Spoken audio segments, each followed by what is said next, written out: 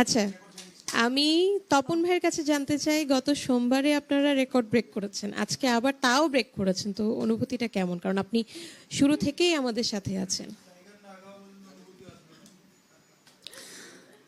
আসলে এত কাছাকাছি এত সাফল্য নিতে না কষ্ট হয়, আসলেই কষ্ট হয়। কয়েকদিন পরে হতো, তাই না? মানে বেশি ধাক্কা খেলে মানুষ নির্বোধ হয়ে যায় না? আমি মানে প্রায় ওইরকম হয়ে গেছি। এত তাড়াতাড়ি এটা যে রেকর্ড ব্রেক হবে, ওই দিন আমরা ভেবেছিলাম এই রেকর্ড কবে ভাঙবে আল্লাহই জানে, কিন্তু সেটা যে 2 দিনের মধ্যে হয়ে যাবে, আসলে কি বলবো। আচ্ছা, আর আর আজকের অনুষ্ঠান সম্পর্কে বলি। আজকে তো এমন একজন মানুষকে নিয়ে আমরা অনুষ্ঠান করছি, তার নাম সবাই জানে, তাকে সবাই চেনে। আসলে প্রতীকী অর্থে আমি যদি বলি, একটি বাগানে হাজার হাজার ফুল, হাজার হাজার কলি, তার মধ্যে অপরিচিত একটা কলি সদ্য ডানা মেলছিল, হঠাৎ ঝড়ে ঝরে পড়ে গেল। কিন্তু ঝরে পড়ে যাওয়ার আগে তার যে গন্ধ, রূপ, রস সমস্ত ফুল, সমস্ত কলিকে ছাড়িয়ে গিয়েছিল। আমাদের এই সঙ্গীতের জগতে ঠিক পাগল হাসান একই কাণ্ড ঘটিয়ে গেছে। এই পাগল কি কারণে অভিমানে এত তাড়াতাড়ি চলে গেল একমাত্র আল্লাহই জানে। তবে আমাদের অনেক ক্ষতি করে গেছে, আমাদের অনেক ক্ষতি করে গেছে।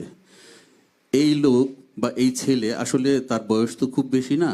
এই ছেলে এত অল্প সময়ে যে পর্যায়ে পৌঁছে গিয়েছিল, যে সৃষ্টিগুলো সে নিজে করে গিয়েছিল, এই সৃষ্টি ভাঙ্গার মতো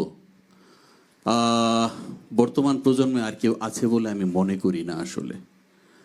হ্যাঁ, আমি অন এয়ারেই বলছি, অন এয়ারেই বলছি। আমার কথায় যদি কেউ রাগও করে, কিচ্ছু করার নেই, সত্যি কথা আমি বলবই, যেটা সত্য আমি তাই বলছি। তবে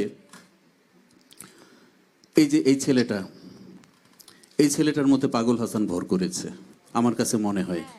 হ্যাঁ, কণ্ঠের পাগল হাসানের যে জাদু ছিল, ওই জাদুর ছোঁয়া আমি শুধুমাত্র এই ছেলেটার মধ্যে পাই। মানে চোখ বন্ধ করলে মনে হয় পাগল হাসানই গাইছে। ও কতটুকু কি সৃষ্টি করতে পারবে ওই জানে, উপরওয়ালা জানে, ভবিষ্যতে আমরা দেখব। কিন্তু এখন পর্যন্ত যা মনে হয়, পাগল হাসানকে সে ধারণ করে বসে আছে। তুমি মানে একটা কথা মনে রাখবা, তোমার উপর যে দায়িত্ব বেড়েছে, ওই দায় ওই দায় মেটানোর জন্য তোমাকে যে পরিশ্রম করতে হবে, এটা কিন্তু আসলে তুমি যদি অবহেলা করো, পাপ হবে, পাপ হবে। ঠিক আছে? আর বন্যা তালুকদার, আমি তো আগে থেকেই ওর ভক্ত। হুম, সত্যি ও আমার ছোট বোন। ওই যে পাগল হাসানের সাথে ওর যে সম্পর্কের কথা বললো, আমার সাথে ওর একই সম্পর্ক, একদম একই সম্পর্ক। মানে দুষ্টামি করলে ওরে আমি মারি। এই যে আমার আমার আজকে ও যদি দুষ্টামি করে, ওকে আমি মারি, শাসন করি। এটা আমাকে কাজী তপনদা নিয়ে এসেছে আমার জন্য। কাজী ওর সম্পর্কে আমি যদি বেশি প্রশংসা করি, তাহলে সেটা হয়ে যাবে আসলে মানে স্বজন প্রীতি। আমি বেশি প্রশংসা করলাম না।